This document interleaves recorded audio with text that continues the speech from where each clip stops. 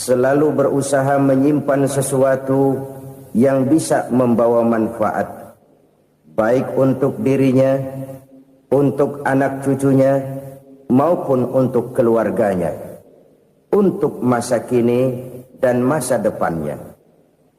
Kadang simpanan itu berbentuk uang, kadang berupa tanah, lain saat berbentuk pabrik, dan lain sebagainya.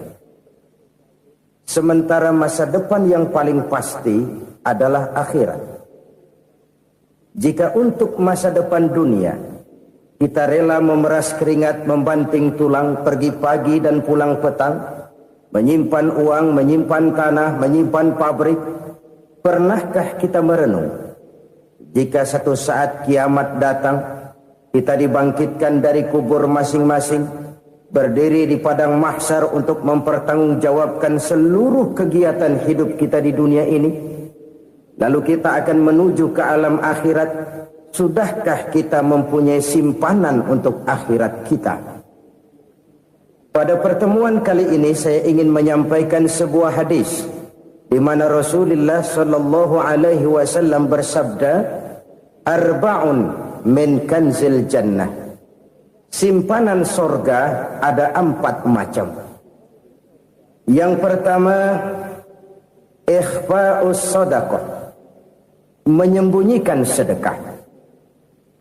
Saudara-saudara kaum muslimin, sebagaimana yang kita maklum bahwa Allah Subhanahu wa taala melebihkan sebagian rezeki dari kita terhadap yang lain.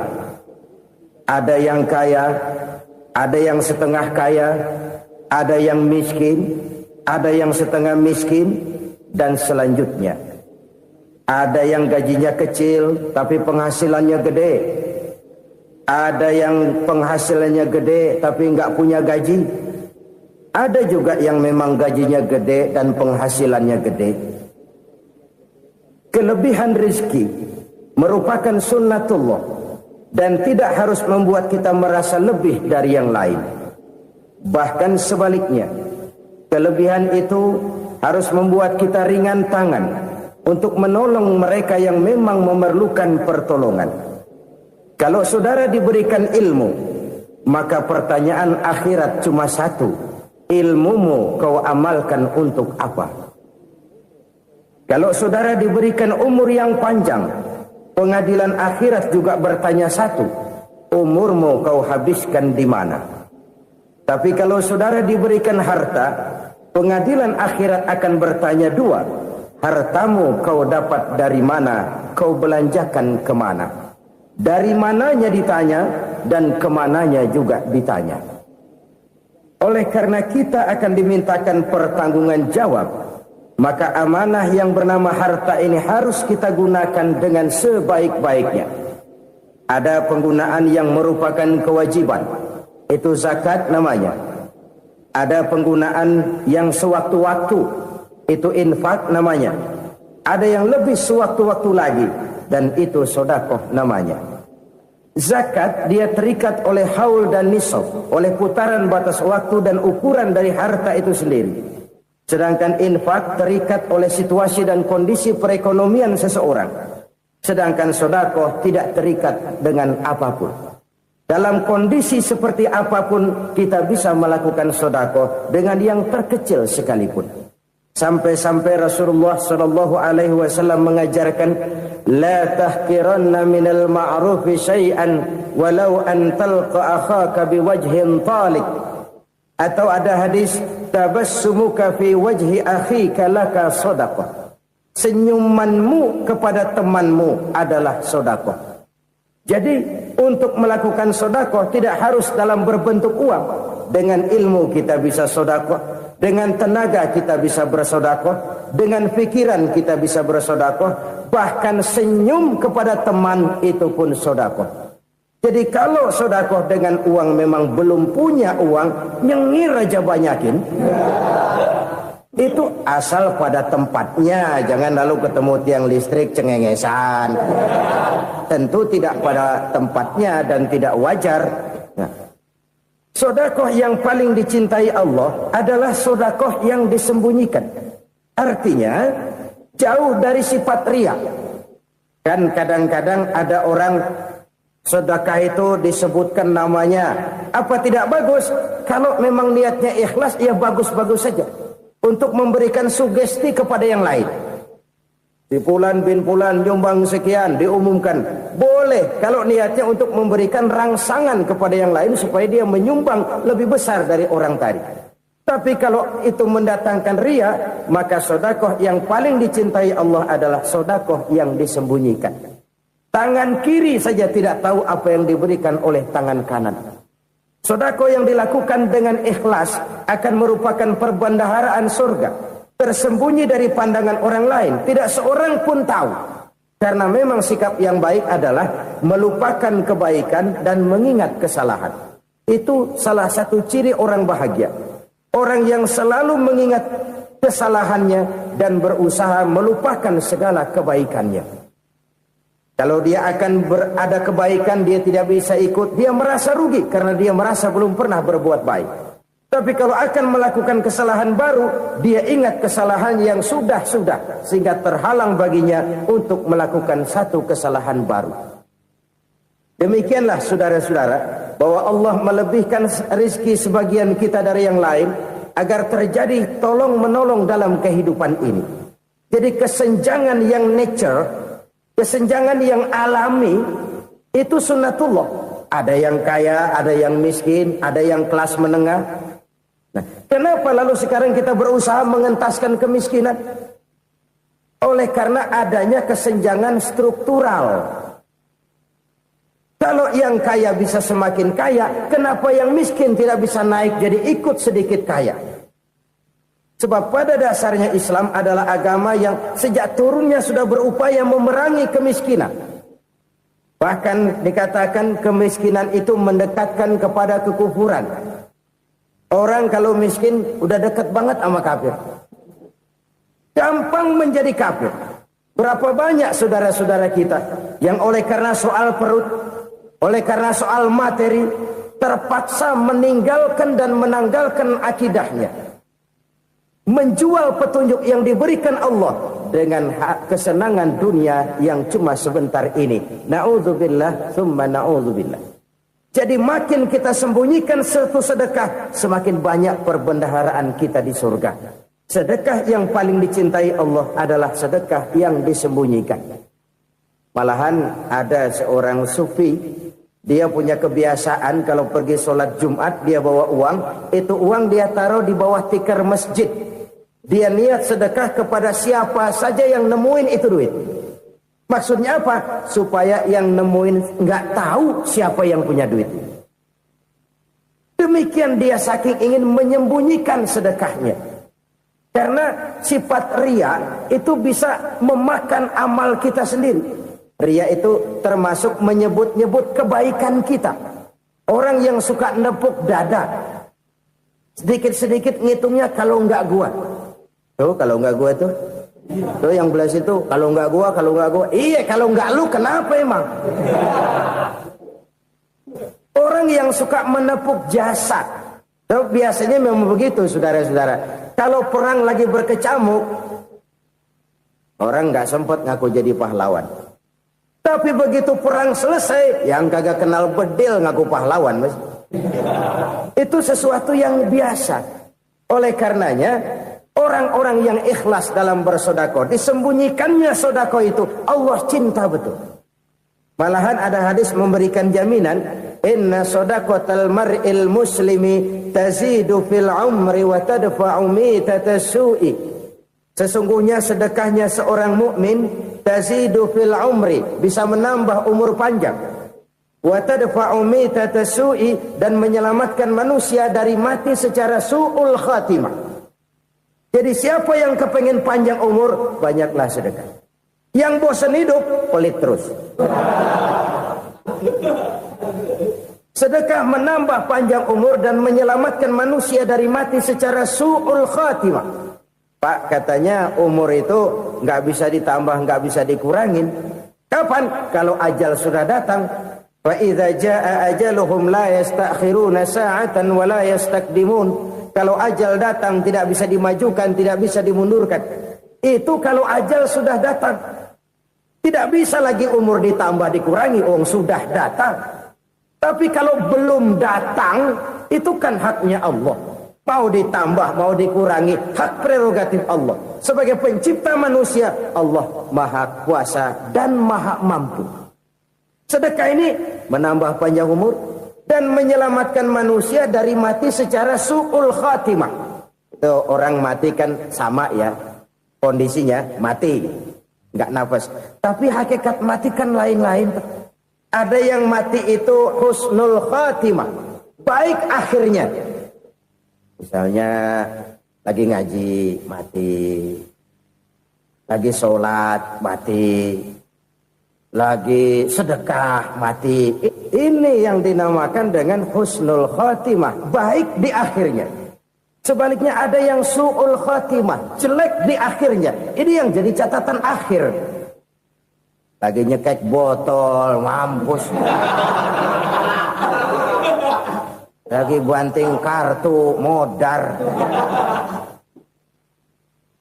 Su'ul khatimah, jelek pada akhirnya. Sedekah menyelamatkan manusia dari mati secara su'ul khatimah. Dan kita semua kepengen mendapat husnul khatimah, jauh dari su'ul khatimah.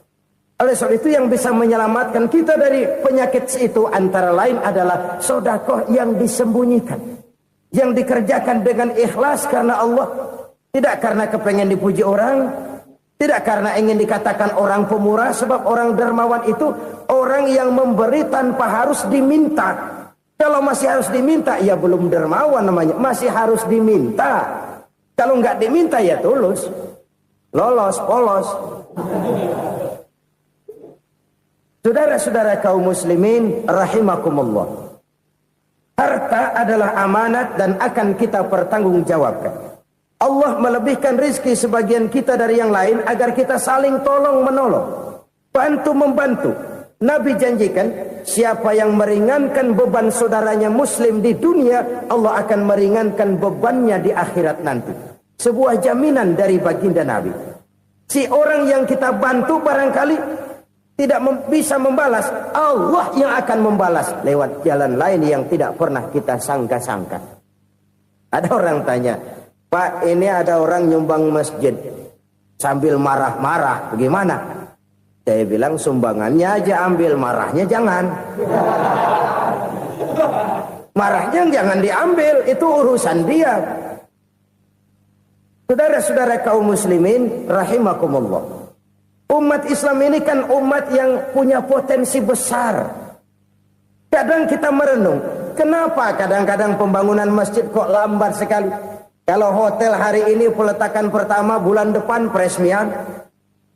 Supermarket hari ini peletakan batu pertama, minggu depan peresmian. Tapi kalau sudah yang namanya masjid, kadang-kadang peletakan batu pertama sekaligus jadi batu terakhir. 3 tahun, 4 tahun, campur nebar jalak di jalanan. Duit dijaring kayak ikan sepat. Apa tidak ada orang Islam yang kaya? Banyak. Apa tidak ada pengusaha muslim yang jadi konglomerat? Ada. Lalu yang belum banyak itu yang komit terhadap nilai-nilai agamanya. Akhirnya kita jatuh jadi umat yang lemah. Belum ada pengusaha konglomerat muslim buka pabrik supermi cap beduk misalnya umpamanya atau pabrik kecap cap sorban supaya identitas keislamannya sedikit kelihatan. Kita jatuh jadi umat yang lemah karena potensi tidak terinventarisir dengan baik. Kita ini ibarat kompor yang cuma matengin nasi orang lain. Potensi kita dimanfaatkan oleh orang lain. Ukhuwah Islamiyah kita baru terbatas kepada silaturahmi. Ukhuwah di bidang ekonomi kita lemah. Ukhuwah di bidang kebudayaan kita lemah. Apalagi ukhuwah di bidang politik kita lebih rapuh lagi.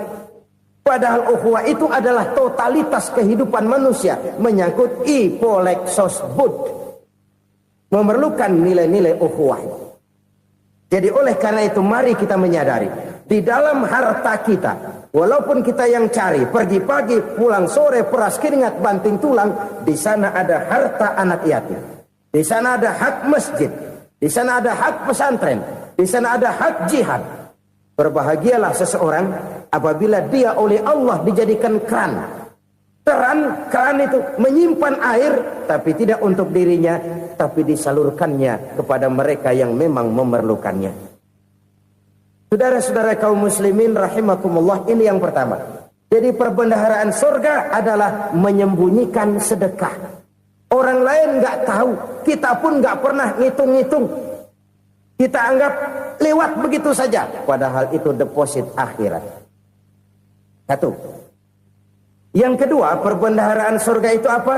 Wa kitmanul musibah, menyembunyikan kesulitan. Kadang orang takut menghadapi kesulitan, tapi makin kita merenung, hidup ini kan sebenarnya urusan. Takut sama urusan, ya jangan hidup. Tandanya orang hidup itu kalau punya urusan. Urusan melupakan problem. Problem sering menimbulkan kesulitan. Kesulitan bukan untuk ditakuti, tapi untuk diatasi dan dicarikan jalan keluarnya.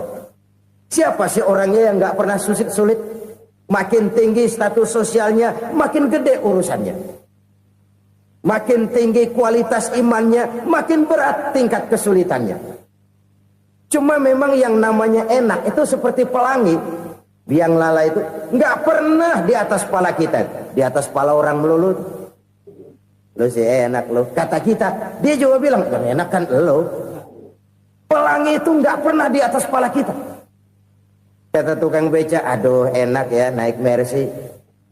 Kata tukang beca, apa yang di dalam mobil Mercy? Aduh enak bener tukang beca, di jok ngeringkuk ngorok pulas bener. Saya kamar pakai AC, sejuk, tempat tidur sutra, empuk, alga, spring bed, gula kulik, nggak bisa pulas kalau belum minum Valium, belum tidur. Enak bener tukang beca, di jok ngorok nggak tahu wetan kulon. Si tukang beca bilang yang di Mercy enak, yang di Mercy bilang tukang beca enak. Inilah enak, nggak pernah di atas kepala kita, di atas kepala orang lain melulu enak itu. Nah, saudara-saudara, yang merupakan perbendaharaan surga itu orang yang bisa menyembunyikan kesulitan, baik pribadi ataupun rumah tangga. Ini terutama rumah tangga yang jadi soalnya. Kadang-kadang kita ini kalau senang, sebaliknya kalau senang kita diam, kalem aja, cuek. Banyak banget duit kita bawaan, diam aja udah. Malah ketemu orang takut. Tapi begitu susah, sekampung tahu. Padahal Nabi mengajarkan perbendaharaan surga itu menyembunyikan musibah, menyembunyikan kesulitan. Kalau enak, cerita sama orang-orang. Kalau nggak enak, rasain sendiri, tekan sendiri, atasin sendiri. Kita kan sebaliknya, senang kita diam, asal lagi susah, paling tidak kita nyari teman buat cerita kesusahan. Siapa orangnya yang nggak pernah susah? Cuma soalnya bagaimana kita mengatasi kesusahan itu sendiri. Begitu juga misalnya kalau orang sudah berumah tangga, itu orang tuanya harus menjadi tempat dia cerita yang enak-enak saja. Yang nggak enak rasain berdua, selesaikan berdua, atasin berdua. Jangan dibalik. Asal senang diam, giliran susah saja. Maknya laporan. Terbalik.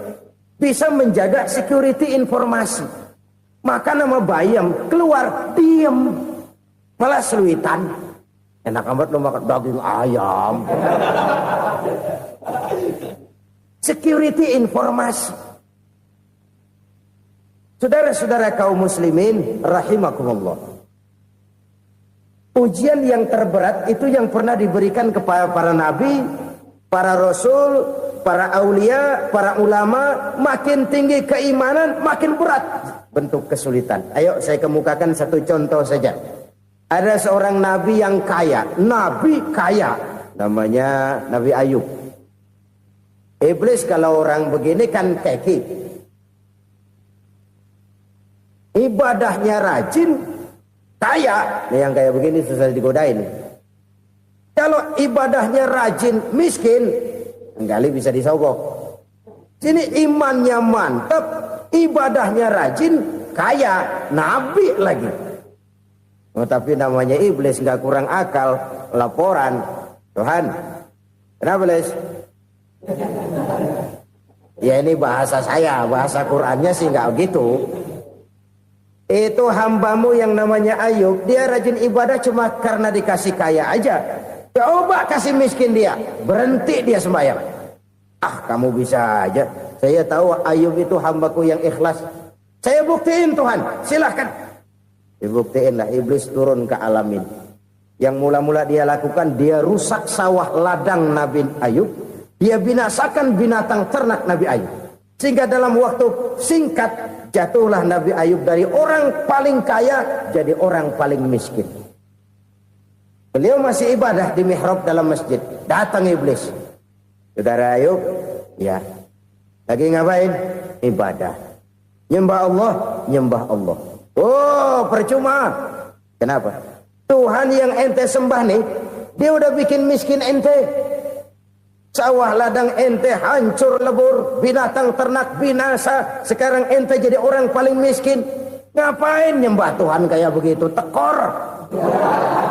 Udah berhenti dah ibadah, berhenti ibadah. Ini iblis sama Tuhan laporannya lain, yang dikerjakan kepada Nabi Ayub juga lain. Benar begitu iblis kata Nabi Ayub? Iya, sawah ladang saya habis, buras. Binatang ternak saya binasa, binasa. Saya miskin, bangpak. Apa jawab Nabi Ayub? Bukan innalillahi, ya ini hebat. Alhamdulillahillazi a'tani wa akhadha minni. Segala puji bagi Allah yang telah memberikan harta kepada saya dan sekarang mengambilnya lagi. Alhamdulillah. Allah yang ngasih, Allah yang ambil. Itu mah urusan Allah. Iblis cuman ibadah jalan terus, sujud lagi Nabi Ayub. Iblis seleher gondok banget. Dasar Nabi nggak mempan dia apa-apain. Miskin malah alhamdulillah. Allah yang ngasih, Allah yang ngambil. Jadi kalau kita tidak komit, kita tidak terikat kepada kaya, miskin, senang, susah, apa yang bisa bikin kita susah? Jadikan kekayaan, kemiskinan, jadikan senang, susah sebagai anak buah yang bisa kita atur. Jangan kekayaan ngatur kita, jangan kemiskinan ngatur kita. Kita yang harus mengatur mereka. Senang, susah, kaya, miskin, bahagia, sengsara, jadikan itu anak buah yang bisa kita atur. Kalau sekarang kita kaya, lain saat boleh jadi kita miskin, semiskin-miskinnya. Allah yang ngasih, Allah yang ngambil. Tenaga mana yang bisa menghalangi? Ibadah jalan terus. Iblis makin gondok. Dasar Nabi loh. Akhirnya apa? Nabi Ayub dikerjain, diberikan penyakit. Demikian fatal penyakitnya. Bayangin, udah miskin sakit. Masya Allah. Miskin sakit. Sakitnya nggak lama, kira-kira 16 tahun. Istrinya 3, 2 mental minta ceraiin. Ngerawatin laki bengek begini. Senang belum tentu, susah udah pasti nih. Cerai aja, cerai dah. Cerai. Tinggal satu Siti Rahmah yang setia menemani beliau. Sesetia-setianya hati perempuan. Satu saat Siti Rahmah bilang, "Bang, iya, abang kan Nabi bang. Lalu namanya Nabi kan doanya jarang meleset bang. Maksud kamu minta kenapa sih sama Tuhan biar abang sembuh baik dah bang?" Siti Rahmah, iya. Saya sakit berapa tahun sih dah? 16 tahun bang. Sebelum ini saya sehat berapa tahun? Ya kira-kira 60 tahun bang. Nah coba ente banding-bandingin Rahmah. Saya dikasih sehat 60 tahun. Dikasih sakit 16 tahun. Sudah nggak sabar. Mau doa kepada Allah minta sembuh. Saya malu. Malu kepada Allah. Diuji dengan yang luar biasa seperti ini. Tidak mengganggu stabilitas kehambaannya. Dia tetap menghamba kepada Allah subhanahu wa ta'ala. Saudara-saudara kaum muslimin rahimakumullah. Kunci menghadapi kesulitan itu apa? Allah jelaskan dalam satu ayat, wa basyiris sabirin alladzina iza asabathum musibah qalu inna lillahi wa inna ilaihi raji'un. Gembirakan orang-orang yang sabar. Siapa mereka itu? yang apabila mendapat musibah mereka kembali kepada keyakinan dasar segalanya dari Allah dan segalanya akan kembali kepada Allah. Ini konsepsi dasar dari sikap muslim dalam menghadapi berbagai kesulitan. Segalanya dari Allah, segalanya akan kembali kepada Allah. Kalau ini sudah kondisi dasarnya, maka kita akan lapang menghadapi kenyataan bagaimanapun pahitnya. Apakah itu namanya miskin, apakah itu namanya sakit, bahkan maut sekalipun. Maut sekalipun. Segalanya dari Allah, segalanya akan kembali kepada Allah. Ini sikap hidup, bukan sekedar ucapan. Kita kadang-kadang menjadikannya sebagai ucapan. Mulutnya sehingga berhenti, innalillahi wa inna ilaihi rajiun, tapi nangisnya terus gerung-gerungan. Bukan itu, ini kesadaran moral. Kalau segalanya dari Allah, segalanya kembali kepada Allah, kan sebenarnya cuma nunggu giliran. Hari ini saya nyembayangin dia, entah hari apa saya disembayangin orang. Hari ini saya antar dia ke kubur, entah hari apa orang nganterin saya ke kubur. Hari ini saya tahlilkan dia, entah nanti kapan orang tahlilkan saya. Segalanya dari Allah, segalanya akan kembali juga kepada Allah. Oleh sebab itu saudara-saudara, kesulitan bukan untuk ditakuti. Kesulitan justru untuk diatasi, dicarikan jalan keluarnya. Dan tidak ada orang yang tidak pernah mendapat kesulitan. Tidak ada. Semakin tinggi status sosial, semakin tinggi kualitas keimanan, semakin besar juga tingkat kesulitan. Hanya saja bagaimana cara kita mengatasinya. Dan Al-Quran menyatakan, inna ma'al usri yusra. Di balik kesulitan itu pasti ada kemudahan. Roda itu berputar. Karena itu Rasulullah sallallahu alaihi wasallam mengingatkan kepada kita, ta'arraf ila Allah fir raha ya'rifka fis syiddah. Ingatlah kepada Allah di waktu kamu senang, supaya Allah ingat kepada kamu di waktu kamu susah. Kalau waktu senang kita ingat kepada Allah, kita susah, Allah tidak akan meninggalkan kita. Tapi kalau waktu senang kita jauh dari Allah, sujud tidak sempat, dengan masjid jauh, ketika senang kita lupakan Allah. Nanti begitu kita susah, Allah lupakan kita. Dan itu menyakitkan. Oleh karena itu orang-orang tua kita dulu bilang, kalau lagi sehat ingat-ingat lu bakal sakit nanti. Kalau lagi kaya ingat-ingat satu saat kita bakal jatuh miskin. Bahkan kalau lagi muda ingat-ingat kita bakal tua. Dan yang terpenting, kalau lagi hidup ingat-ingat kita bakal mati. Saudara-saudara kaum muslimin rahimakumullah. Jadi yang kedua yang merupakan perbendaharaan surga, menyembunyikan musibah. Saudara-saudara kaum muslimin rahimakumullah. Hal ketiga yang merupakan perbendaharaan surga adalah wasilatur rahmi. Orang yang suka bersilaturahmi. Sebagaimana yang kita maklum bahwa manusia adalah makhluk yang disebut zon politika.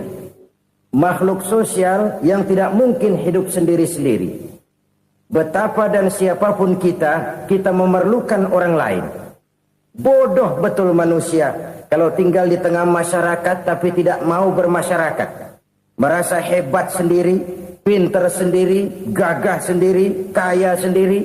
Mungkin kalau mati juga ngubur sendiri. Jangankan kita di sini. Di sorga saja Nabi Adam waktu sendirian bengong melulu, ngondar mandir. Allah tegur dam sepi dam. Jadi ini kalau bahasa saya, iya Tuhan sepi ini nggak ada coret-coretan pisan ini. Diciptakan Siti Hawa baru anteng Nabi Adam. Itu di sorga. Cobalah. Umpamanya saudara tinggal di Jakarta nih. Kayak bener. Apaan aja di Jakarta punya saudara dah. Jembatan Semanggi ambil. Monas, Buntel bawa pulang. Hotel-hotel ambil semua. Cuman tinggal di Jakarta sendirian. Apa enaknya? Betapa dan siapapun kita perlu orang lain. Tidak ada seorang pun yang bisa memenuhi kebutuhan hidupnya secara sendiri-sendiri. Nah, Islam telah menyelamatkan manusia dari ras diskriminasi. Mengikat manusia dengan persaudaraan yang berlandaskan kepada akidah. Karena itu dianjurkan bersilaturahmi. Bahkan Nabi menyatakan, man arada ayyubsata lahu fi rizqihi wa yunsa'a fi atharihi falyasil rahimah. Siapa yang kepengen diluaskan rezekinya dan dipanjangkan usianya, banyaklah ia bersilaturahmi. Siapa yang kepengen dimudahkan rezekinya, hendaknya ia banyak bersilaturahmi. Kalau banyak teman, kesulitan kan paling tidak ada tempat cerita.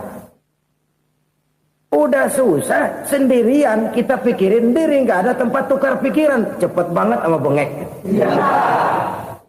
Dilawan sendiri.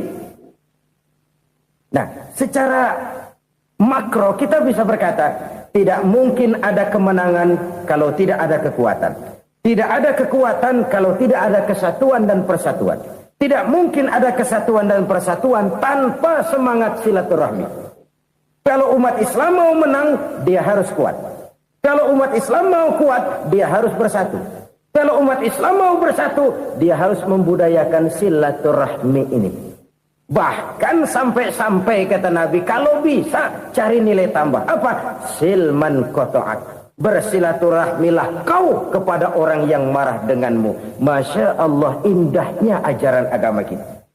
Orang yang marah pun kepada kita, kata Nabi, kalau bisa bersilaturahmilah kepadanya, kepada orang yang marah itu. Di situ nilai tambah. Cuman jujur nih hadis, ngucapinnya gampang, ngamalinnya yang berat banget. Orang marah sama kita, kita disuruh silaturahmi, ada apa malu? Lu marah, ada gue marahan lagi. Tunggu pikirin. Saudara-saudara kaum muslimin rahimakumullah. Tapi ini yang diajarkan, bahkan ini yang dicontohkan oleh baginda Rasul. Bagaimana begitu mudah? Misalnya satu saat Abu Jahal ini ngatur strategi bagaimana bikin Muhammad celaka. Dia gali lubang di depan tempat tidurnya. Dia tutupin daun korma. Terus dia panggil seseorang, ke sini. Kasih tahu Muhammad, pamannya sakit keras, minta ditengokin. Berangkat orang ini ke sana. Muhammad, labbaik. Pamanmu sakit keras, dia minta ditengokin. Baik, saya akan datang menjenguk beliau. Berangkatlah Nabi ke rumah Abu Jahal tanpa prasangka apapun. Abu Jahal udah pasang setil, selimut 3 rangkap setengah dipakai. Persis kayak orang meriang. Tapi sembari ngintip dari balik selimut. Begitu Muhammad buka pintu, nah, masuk perangkap nih. Muhammad jalan menuju tempat pembaringan. Makin lama makin dekat, makin lama makin dekat. Makin dekat ke lubang yang dipasang oleh Abu Jahal itu. Dalam hati Abu Jahal, terus dah jatuh, mampus dah lo ini. Mampus lo hari ini nih. Apa yang terjadi? Malaikat Jibril datang. Muhammad, pamanmu cuma pura-pura sakit. Di depan tempat tidurnya ada lubang perangkap supaya kamu jatuh ke situ. Sudah, kamu pulang. Balik kanan Nabi. Sudah hampir jatuh ke lubang, balik kanan, pulang. Bayangin kecewanya Abu Jahal. Muhammad dikit lagi, Muhammad dikit lagi. Enggak, paman, saya pulang aja. Emosi bangun dari tempat tidur, enggak sadar kalau lagi pura-pura sakit. Lompat ngejar Nabi, dia lupa dengan lubang yang dia gali. Serak, nyemplung sendiri ke dalam lubang.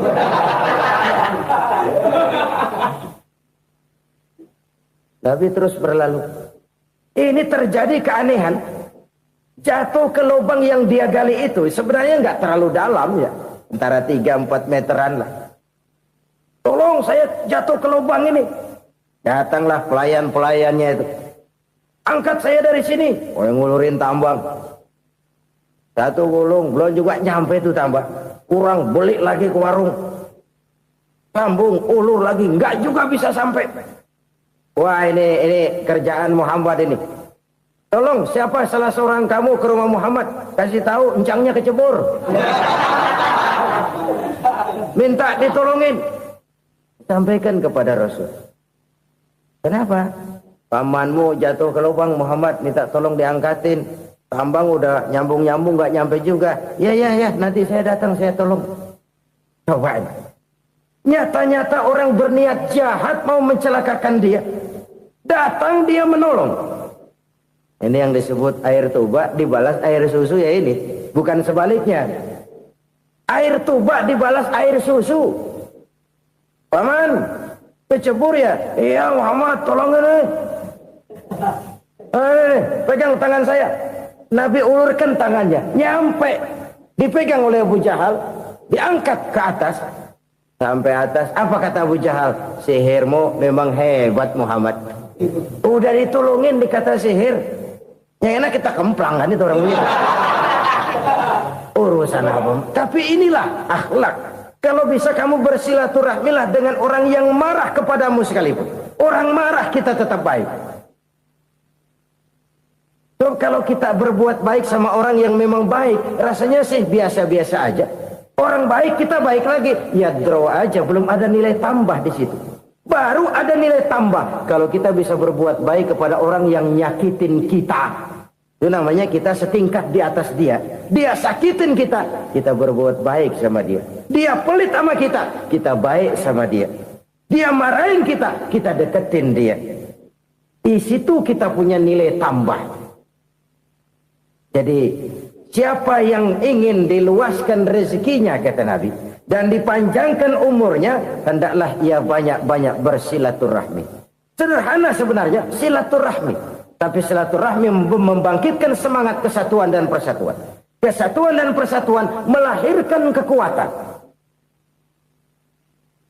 Dalam matematika, 1 ditambah 1 pasti 2. Tapi di tengah masyarakat, 1 orang takut ditambah 1 orang takut, hasilnya jadi 2 orang setengah berani.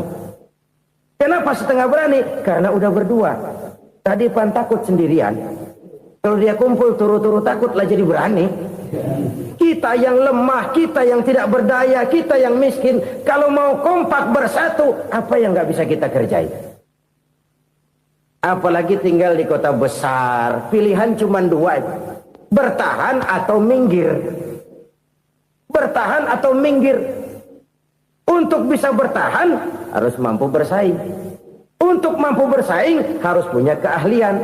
Keahlian harus ditunjang dengan pendidikan. Ditambah oleh kekompakan sebagai umat. Udah miskin mencar mulu, orang injek kita. Orang nggak pandang urusan apa malu. Oleh karena itu silaturahmi pada hakikatnya merupakan ruh dari ukhuwah yang diajarkan oleh agama kita. Bagaimana Islam menyelamatkan masyarakat manusia dari ras diskriminasi, mengikat manusia, dan tidak ada persaudaraan yang lebih indah selain persaudaraan yang diikat dengan nilai-nilai akidah. Sepanjang orang di jalan Allah, itulah saudara kita. Keluar dia dari jalan Allah, selesailah persaudaraan sampai di situ. Karena itu, kalau ingin menyimpan sesuatu di surga, banyaklah bersilaturahmi. Datang ke rumah ini, datang ke rumah itu, dan lain sebagainya. Itu simpanan kita di akhirat nanti. Ini yang ketiga. Saudara-saudara, yang keempat, perbendaharaan surga itu apa? Wa qawlu la hawla wa la quwwata illa billah. Ucapan la haula wa la quwwata illa billah. Ibadah kan ada yang berat, modalnya besar. Bangun masjid berat, modalnya besar. Bangun rumah sakit berat, modalnya besar. Ada ibadah yang berat, tapi modalnya ringan. Misalnya puasa. Puasa itu berat, mengendalikan nafsu. Kalau sekedar nggak makan nggak minum sih enteng, mengendalikan nafsu itu jihad terbesar. Tapi kan modalnya ringan, cuma niat saja. Ini ibadah berat, modalnya ringan. Ada ibadah yang ringan, modalnya juga enteng. Seperti termasuk ucapan la haula wa la quwwata illa billah. Tanpa sadar, la haula wa la quwwata illa billah, nyelengin tuh di surga. Nyelengin, kita nggak terasa, nyelengin simpenan akhirat. La haula wa la quwwata illa billah, nyimpan lagi. Kaget, la haula wa la quwwata illa billah, nyimpan lagi. Banyak simpenan. Walaupun sebenarnya yang dimaksud di sini adalah kesadaran batin bahwa tidak ada daya dan kekuatan kecuali Allah. Itu intinya. Kita memulai pekerjaan disunahkan baca bismillah, kan begitu. Apa itu? Kesadaran moral. Bahwa ini saya bisa kerjakan. Saya kerjakan ini dengan menyebut nama Allah. Kenapa? Kalau Allah tidak memberikan daya dan kekuatan, mana mampu saya kerjakan ini. Maka saya kerjakan ini dengan menyebut nama Allah. Bismillah. Kesadaran moral. Manusia hanya wajib berusaha, tapi nggak pernah wajib berhasil. Banyak hal-hal yang kalau kita renungkan secara rasio nggak mungkin. Tapi jadi kenyataan. La haula wa la quwata illa billah. Tidak ada daya dan kekuatan kecuali bagi Allah semata-mata. Kesadaran moral akan kelemahan dan keterbatasan makhluk bernama manusia. Kadang kita kagum dengan otak, tapi kita sering lupa sama yang bikin otak. Padahal bagaimanapun hebatnya otak, yang bikin otak pasti lebih hebat dari otak. Nggak percaya, silahkan otak-otakan. Inilah kecenderungan. Kita kagum dengan pesawat-pesawat mutakhir, bukan main, besi gede banget terbang itu. Alangkah hebatnya. Lalu apa yang bikin otak tidak lebih hebat dari itu semua? Kita puji laut, apa yang bikin laut tidak lebih hebat dari laut itu? La haula wa la quwata illa billah. Tidak ada daya dan kekuatan kecuali Allah. Apa yang bisa kita lakukan? Kalau tidak karena daya dan kemampuan yang diberikan oleh Allah kepada kita. Lahirlah sikap tawadu, rendah hati. Tidak melonjak menjadi angkuh dan sombong. Sadar akan kelemahan dan keterbatasan diri. Sebagai makhluk yang diciptakan oleh Allah subhanahu wa ta'ala. Jadi satu sisi ini ucapan yang berpahala. La haula. Jadi wiridan. Pada sisi lain ini kesadaran moral. Sikap mental, kesadaran batin bahwa yang punya daya dan kekuatan itu cuma Allah. Kita nggak pantas untuk sombong, sebab sombong itu pakaiannya Allah. Kita nggak sedang pakai pakaian Allah, kegedean. Dan makin kita renungi, makin terbentur. Apa sih yang bisa kita sombongin? Kita mau sombong apa? Kaya, pintar, itu kan semua relatif. Di atas langit masih ada langit lagi. Jadi oleh karenanya, marilah kita menyadari. Manusia hanya wajib berusaha, tapi tidak pernah wajib berhasil. Yang berusaha saja tidak wajib berhasil, apalagi yang tidak berusaha. Islam bukan agama orang pemalas yang selesai sholat lalu endelohom, nggelenggem ayem-ayem. Tapi Islam bukan agama orang sombong yang setelah berusaha lalu tidak memerlukan Allah. Kita bisa saja bikin proyeksi tahun sekian kita bakal panen besar menurut perhitungan otak. Tapi ada kejadian lain. Apa? Tikus ngambek. Habis itu dimakanin tikus, panen gagal. Proyeksi rasional gagal oleh tikus-tikus yang ngambek itu. Bisa saja terjadi. Tahun depan kita panen besar. Urung. Kenapa? Musim panas panjang. Dan sekarang ini koran-koran bikin berita musim mengalami penyelewengan. Bukan cuma manusia yang nyeleweng sekarang. Musim pakai nyeleweng. Mestinya kan musim hujan udah selesai. Masih hujan-hujan juga. Musim. Nah sekarang kita boleh bikin proyeksi. Kita bakal panen besar. Tahu-tahu musim panas panjang. Sawah retak, air kering. Cari teknokrat yang paling botak. Suruh pendekin tuh musim panas. La haula wa la quwata illa billah. Inilah kesadaran moral. Saudara, saya teringat satu saat ada seorang konglomerat. Umurnya ya kira-kira 70-an. Satu saat dia ditanya oleh wartawan, "Pak, umur Bapak berapa sih?" "Ya paling 10 tahun." 10 tahun? 10 tahun? Anak Bapak berapa orang? Satu saja?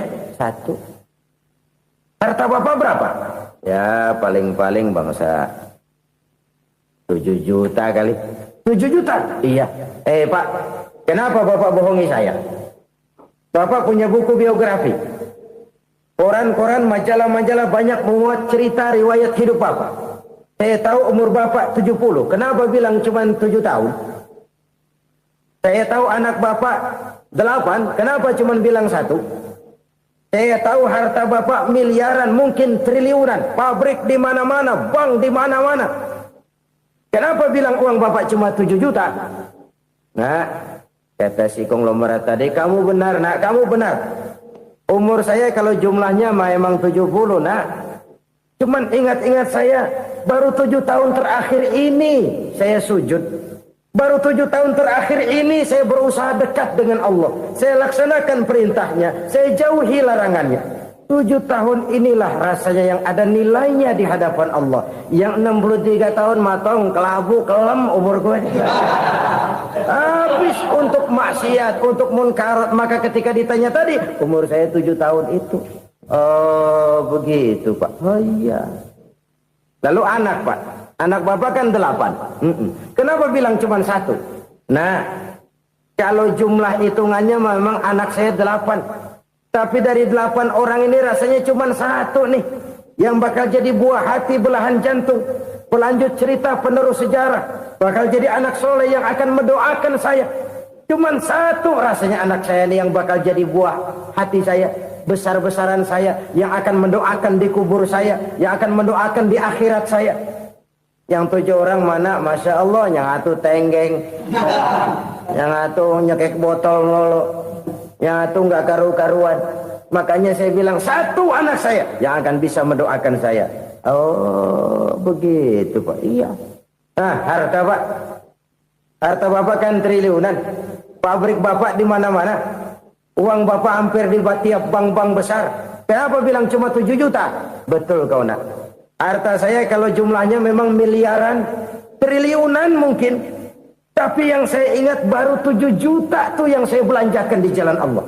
Saya nyumbang masjid, saya santuni yatim piatu, saya bantu pembangunan pesantren, saya bantu pembangunan rumah sakit Islam. Itu yang akan saya bawa pulang ke akhirat, yang 7 juta itu. Yang triliunan itu nanti akan diperebutkan oleh anak-anak saya sebagai waris saya. Jadi harta saya 7 juta itu yang bakal nemenin saya di akhirat. Yang akan saya bawa pulang jadi teman saya. Saudara-saudara kaum muslimin, jangan-jangan orang tua itu adalah kita-kita ini. Jangan-jangan kita-kita ini adalah orang tua itu. Jangan-jangan itu potret dari diri kita masing-masing. Dari sekian umur yang diberikan Allah, berapa tahun yang ada nilainya di hadapan Allah? Dari sekian anak-anak yang merupakan amanah, berapa yang akan mendoakan kita sebagai orang tuanya menjadi anak soleh? Dari sekian banyak harta yang diberikan Allah, berapa yang akan kita bawa pulang menghadapnya nanti, yang kita belanjakan di jalan Allah? Ini sebuah potret kehidupan. Karena itu kita kembali kepada la haula wa la quwwata illa billah. Kita wajib berusaha, kita wajib berikhtiar. Selebihnya, segala daya dan kekuatan hanya milik Allah saja semata-mata. Satu kesadaran batin dari setiap pribadi muslim. Setelah ia berusaha dan berikhtiar, ia menyerahkannya kepada Allah Subhanahu wa ta'ala. Jadi, satu sisi ini merupakan wiridan ucapan yang mengandung pahala. Pada sisi lain, ini merupakan sikap batin dari seorang muslim di dalam ia menghadapi realitas kehidupan ini. Saudara-saudara kaum muslimin, rahimakumullah. Kalau ini kita jadikan satu basis kehidupan, maka ini akan menyelamatkan manusia dari kemungkinan tergelincir menjadi orang yang lupa diri dan lupa darat. Sebab itu Imamul Ghazali berpesan, Jadidis safinah fa innal bahra amiq. Wa khuziz zad fa inna safara ba'id wa khaffifil hamla fa innal hamla sadid. Perbarui selalu kapalmu karena lautan sangat dalam. Bawa bekal yang banyak karena perjalanan ini sangat jauh. Ringankan beban karena kebanyakan beban akan menyakitkan. Alangkah indah kalimat ini, alangkah dalam makna yang terkandung di sana. Perbarui selalu kapalmu karena lautan sangat dalam. Apa artinya ini? Jaga mentalmu baik-baik. Pelihara imanmu baik-baik. Karena hidup penuh cobaan. Seperti lautan. Kita kalau berlayar di lautan kan kadang-kadang tenang. Angin bertiup sepoi-sepoi basah. Jika malam datang bintang gemintang bertabur menghias cakrawala. Rembulan memantulkan sinarnya dengan indah. Dalam keadaan begitu berlayar enak. Tapi lain saat ombak menggunung, halilintar menyambar, angin topan bertiup. Berapa banyak sudah saudara-saudara kita yang tenggelam di lautan dunia tanpa sadar bahwa dia belum sampai kepada pantai yang akan dituju. Berapa banyak sudah saudara-saudara kita yang tenggelam di lautan dunia ini tanpa sempat bangkit lagi. Dia menyangka sudah sampai kepada tujuannya. Hati-hati kapal jangan sampai bocor karena lautan sangat dalam. Iman ini jaga baik-baik karena hidup penuh dengan ujian. Wa khuzizat fa inna safara ba'id. Bawa bekal yang banyak karena perjalanan sangat jauh. Saudara mau ke Bandung, bawa duit. Saudara mau ke Surabaya, banyakan lagi duitnya. Saudara mau ke Mekah, gepokan, iketan tuh duit nggak lembaran lagi. Makin jauh perjalanan, makin banyak bekal yang harus kita bawa. Kalau saudara dari Jakarta mau ke Surabaya, kagak bawa duit berangkat juga, itu sih bukan berani namanya, nekat. Sampai Surabaya belum tentu, sengsara di jalan udah pasti. Kenapa? Nggak bawa bekal berangkat. Sama juga kita nih, misalnya belum sempat sembahyang, mati. Waduh, berani banget orang. Belum punya bekal, mati. Sengsara di jalan. Atau bekal tidak cukup. Dari Jakarta saudara mau ke Surabaya, bawa duit 500 perak. Paling jauh Cikampek nyampenya itu. Paling jauh itu. Antara jauhnya perjalanan dengan bekal yang saudara bawa tidak seimbang. Hidup ini perjalanan panjang. A walking tour. Dimulai dari alam arwah. Sebelum jasad diciptakan, roh diciptakan lebih dulu. Dari situ pindah ke alam rahim. Dari alam rahim pindah ke alam dunia. Dari alam dunia pindah ke alam barzah. Baru menuju akhirat. Satu perjalanan panjang. Kalau bekal tidak bawa, sengsara di jalan. Bawa bekal yang banyak karena perjalanan ini sangat jauh. Wa khaffifil hamla, ringankan beban karena beban itu cuma akan menyulitkan. Kalau bekal itu sih keperluan, tapi beban nggak kita perluin, cuma ngeberat-beratin. Apa ini beban? Dosa. Kecurangan, kebatilan, kezoliman, ketidakadilan, kesewenang-wenangan. Itu akan jadi beban kita di akhirat. Alangkah celakanya, perjalanan panjang, bekal tidak bawa, beban kelewat banyak. Alamat sengsara di jalan.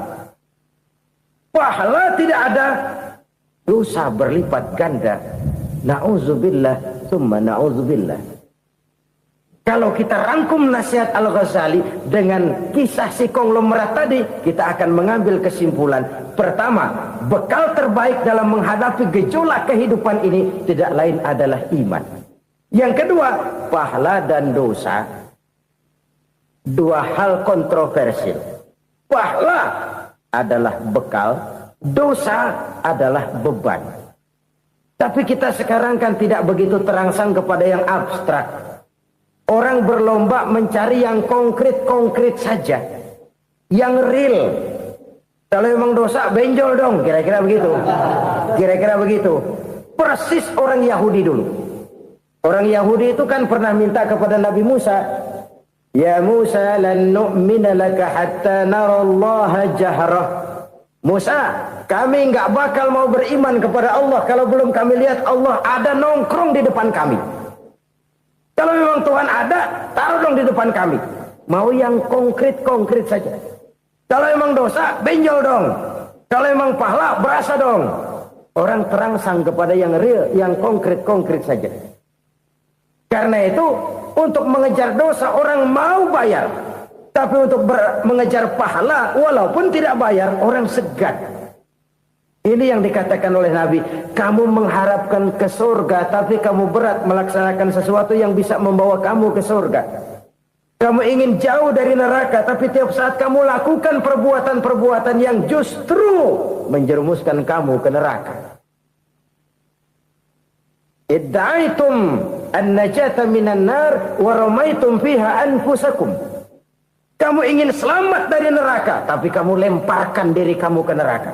Kamu ingin masuk surga, tapi berat sekali kamu melakukan perbuatan-perbuatan yang bisa menyampaikan kamu di surga. Saudara-saudara kaum muslimin rahimakumullah. Jadi hal keempat yang merupakan perbendaharaan surga adalah la haula wa la quwwata illa billah. Satu sisi ini merupakan ucapan yang memperberat timbangan akhirat. Pada sisi lain ini merupakan sikap hidup seorang muslim. Kesadaran batin yang sangat dalam bahwa tidak ada daya dan kekuatan kecuali Allah. Dan itu kita simbolkan pada saat memulai pekerjaan dengan Bismillah, dengan menyebut nama Allah. Satu kesadaran moral, saya hanya bisa melakukan ini karena diberikan daya dan kekuatan oleh Allah. Lahirlah sikap tawadu, rendah hati, tidak melonjak menjadi angkuh dan sombong. Saudara-saudara, sampai sini dulu jumpa kita kali ini. Semoga 4 perbendaharaan surga ini dapat kita lakukan, yang kelak akan merupakan bekal kita di kemudian hari nanti. Amin ya rabbal alamin. Bapak-bapak, ibu-ibu, saudara-saudara kaum muslimin rahimakumullah. Di dalam kehidupan kita sebagai seorang muslim, minimal 5 kali dalam sehari semalam kita mendengar seruan untuk mendirikan solat yang disebut azan. Ada kalimat menarik di dalam kalimat azan itu, yakni seruan hayya 'alal falah, marilah menuju kepada keberuntungan, marilah meraih kemenangan. Seruan ini adalah kecenderungan dari setiap manusia, apapun warna kulitnya. Artinya, setiap orang dalam hidup selalu ingin meraih dan mencari kemenangan. Kemenangan akan melahirkan kepuasan batin, dan kepuasan batin memberikan kebahagiaan. Sedangkan kekalahan melahirkan penderitaan batin, dan penderitaan batin menjerumuskan seseorang di dalam berbagai bentuk kerugian. Jikalau inilah seruan azan, maka masalahnya ialah apa yang menyebabkan kita meraih kemenangan. Al-Quranul Karim memberikan tuntunan dan ajaran kepada kita bahwa orang-orang yang memperoleh kemenangan itu tidak lain adalah orang-orang yang bertakwa. Hanyalah mereka yang bertakwa kepada Allah Subhanahu wa ta'ala pada akhirnya akan tampil sebagai pemenang. Lalu siapa orang yang bertakwa itu? Dijelaskan dalam awal-awal Al-Baqarah, orang yang bertakwa yang akan meraih kemenangan. Pertama, alladzina yu'minuna bil ghaib, yaitu orang-orang yang beriman kepada yang gaib.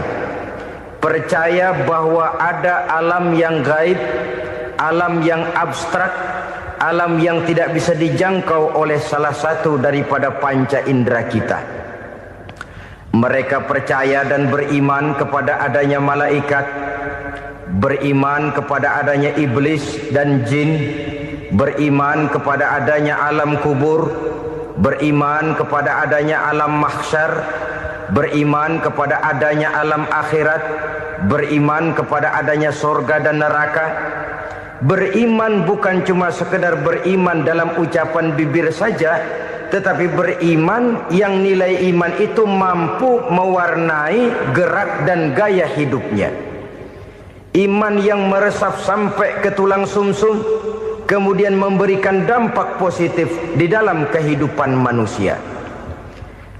Alam, kita tahu, adalah sesuatu yang selain Allah, dan Allah bukanlah alam. Apapun namanya selain daripada Allah, itu adalah alam. Alam pada hakikatnya terbagi menjadi 2. Ada alam syahadah, alam nyata, alam konkret, alam yang bisa dijangkau oleh salah satu indera kita. Kemudian ada alam ghaib, alam yang tidak bisa dijangkau oleh panca indera kita, alam metafisika, alam abstrak, alam yang wajib kita imani keberadaannya. Kita percaya bahwa malaikat itu ada, Kita percaya kepada jin, bahwa jin itu ada. Kita percaya kepada adanya iblis dan setan. Bukan percaya kepada iblis dan setannya, percaya bahwa iblis dan setan itu ada. Itu termasuk salah satu daripada sifat orang yang bertakwa kepada Allah. Saudara-saudara kaum muslimin rahimakumullah, kecenderungan pembangunan yang lebih bersifat materialistis biasanya menggeser aspek kehidupan rohani. Orang berpikir empiri, dan dalam pola pikir yang demikian maka alam gaib tidak lagi mendapat perhatian. Aspek kehidupan yang bersifat rohaniah malah mulai ditinggalkan. Akibatnya terjadilah kepincangan di dalam kehidupan kita. Pernah ada satu pengalaman pribadi dalam perjalanan kembali ke tanah air. Dalam pesawat di sebelah kanan saya duduklah seorang Jerman namanya Heiner Simonsen. Iseng saya ajak kenalan, saya ajak ngobrol, saya tanya dia. Saya bilang, Mas Heiner ini, kalau pesawat yang kita tumpangi ini jatuh ke bawah, kira-kira apa yang bakal terjadi, Mas? Dia bilang, kita semua akan mati. Begitu? Iya. Oke. Apa itu mati? Tanya saya. Dia bilang, untuk tahu apa itu mati, kita harus tahu lebih dahulu apa itu hidup. Saya pikir nih bule bisa ngomong juga. Baiklah kata saya. Apa hidup menurut Anda itu? Oh, hidup itu dia bilang, kalau seluruh anggota badan kita bekerja secara normal, paru-paru memompa darah secara normal, jantung berdetak secara normal, sel-sel tubuh bekerja secara fit, dan organisme tubuh hanya mau bekerja secara normal, dia bilang, kalau kita memberi makan yang cukup, menu yang teratur, dan gizi yang lengkap. Saya bilang, kesimpulannya apa, Ner? Dia jawab, hidup adalah dari tangan ke mulut. Life is from the hand to the mouth, kata dia. Hidup adalah dari tangan ke mulut. Jadi masalah hidup tidak lebih daripada masalah isi perut. Orang pergi pagi, pulang sore, peras keringat, banting tulang, perut yang dibelain. Saya bilang, you are wrong. Sampean salah, Ner.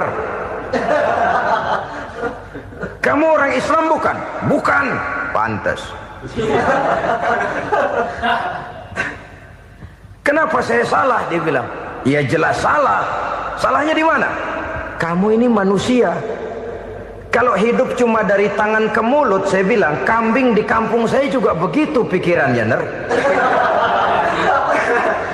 Itu kambing di kampung saya, asal perutnya kenyang, sudah hidup dia. Perkara besok bagaimana, lusa prospeknya macam mana, bulan depan ada apa, kambing nggak pernah mikir. Di kampung saya kambing juga pikirannya begitu. Kamu Kristen ya? Tadinya. Loh kok tadinya, lalu apa sekarang kamu ini? Dia bilang, sekarang saya netral. Saya tidak beragama, tapi saya percaya kepada Tuhan sebagai pencipta alam. Saya ingat benar dia bilang, I haven't any religious, but I believe to God as the creator of the world. Kenapa bisa netral begitu, Ner? Habis saya bingung katanya. Islam bilang Islam baik, Kristen bilang Kristen baik, Hindu Buddha bilang Hindu Buddha baik, semua agama baik. Saya netral sekalian, nggak beragama. Yang penting saya percaya kepada Tuhan. Saya bilang, Ner, kamu ini kayak orang mau beli celana, lalu bingung. Yang satu bilang Levi's bagus, yang satu bilang Blue Jean hebat, yang satu bilang Wool England hebat. Celana ini hebat, celana itu bagus, celana ini hebat. Semua celana bagus, kamu bingung. Akhirnya netral, tidak pakai celana. Itu juga salah. Saya pikir-pikir, kemudian saya melihat bahwa dua pola berpikir Heiner ini nampaknya sudah mulai menggejala di lingkungan masyarakat bangsa kita. Disadari atau tidak, secara jujur kita harus berkata, dua pola pemikiran Henner ini mulai berkembang di tengah masyarakat bangsa kita. Pertama, pola pikir materialisme. Hidup adalah dari tangan ke mulut. Masalah hidup tidak lebih masalah isi perut. Itu yang perlu dibela, dan disitulah arti kehidupan. Pergi pagi, pulang sore, peras keringat, banting tulang untuk mempertahankan perut. Kalau sudah kemari cara orang berpikir, maka buat apa percaya kepada yang gaib? Untuk apa sholat? Untuk apa puasa? Untuk apa zakat? Untuk apa menghadiri majelis taklim? Tanpa kepercayaan kepada yang gaib, hidup berjalan menurut alur empiris dan materialis. Kalau sudah ke sana cara orang berpikir, biasanya orang lalu cenderung menghalalkan segala cara. Hanyalah orang yang percaya bahwa akhirat ada. Hanyalah orang yang percaya bahwa alam kubur itu ada. Hanyalah orang yang percaya bahwa malaikat itu ada, hidupnya akan lebih terarah dan terkendali. Karena kepercayaan kepada yang gaib, yang merupakan fase daripada kehidupan setelah hidup yang sekarang ini, mewarnai gerak pribadi seseorang di dalam dia melakukan kegiatan hidupnya. Pola berpikir materialisme, disadari atau tidak, mulai menggejala di lingkungan masyarakat bangsa kita. Hidup tidak lebih dari urusan tangan ke mulut, mulut ke tangan, tangan ke mulut. Asal perut sudah kenyang, hiduplah sudah. Perkara bagaimana prospek hari yang akan datang, bagaimana akhirat, tidak jadi persoalan. Ini yang oleh Nabi diperingatkan, ad-dunya sijnul mu'min wa jannatul kafir. Dunia adalah penjara bagi orang beriman dan surga bagi orang kafir. Dulu di zaman Belanda hadis ini pernah disalah tafsirkan, disalah artikan, digunakan sebagai senjata untuk mengkebiri dan membuat impoten umat Islam.